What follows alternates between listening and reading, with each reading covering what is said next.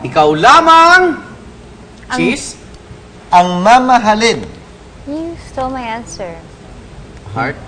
Ang susundin ko. Wow. Gusto mo yun? Pwede.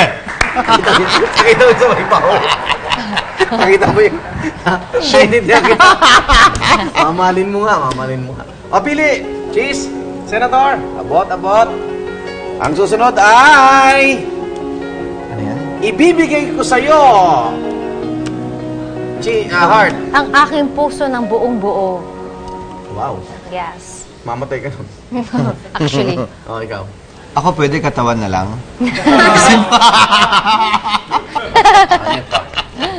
Puso na siya eh. Yeah. Katawan ni Cheese lang ang gusto mo pala, ha? Yes. Pili ka na, sige. Next tanong! Hawak kamay natin. Cheese?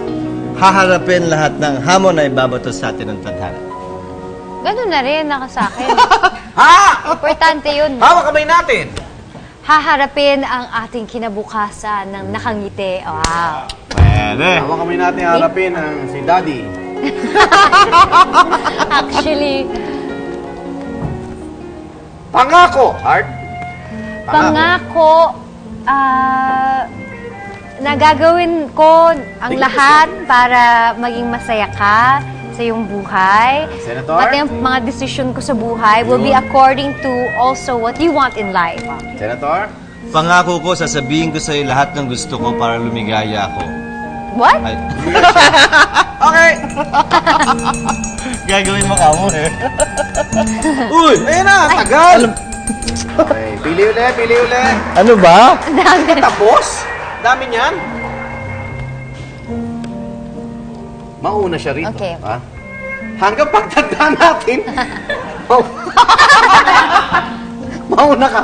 Ano? Hanggang pagtanda natin. Alalayan mo ako. Akayin mo ako. Hanggang pagtanda mo. Mas buuna kang tumanda, kaya Akayin kita. Ganun ha? huwag ka mag-alala. Ikaw lang talagang nag-iisang gwapo at macho sa akin kahit matanda ka at aalagaan kita. Pili. Okay. Masaya ako kapag... Kapiling ka. Sweet ka sa akin physically, yung affectionate ba? na hindi nahihiya. Heart. Ikaw na. Ubusin ba natin to? Yes. Ba't pa kami namili kung ubusin namin? Actually, Okay, kinikilig ako sa tuwing... Heart? Ikaw muna eh. tuwing sinusundo niya ako, tas lahat ng tao nakatingin sa kanya, parang it's so flattering and I'm so proud to be with a man like him. Na-proud din sa'yo na... Tuwing niyayakap niya ako. Ako naman pipili.